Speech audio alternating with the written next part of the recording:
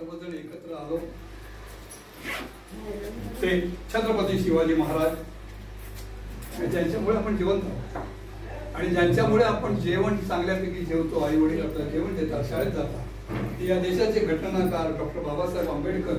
यांना मी प्रथम वंदन करतो। आणि जीवन अनमोल आहे,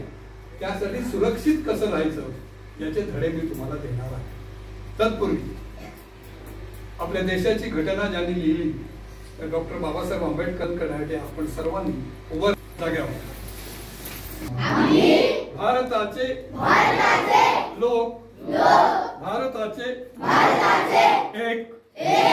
सार्वभौम्य समाजवादी धर्मनिरपेक्ष लोकशाही गणराज्य घडविण्याचा व त्यांच्या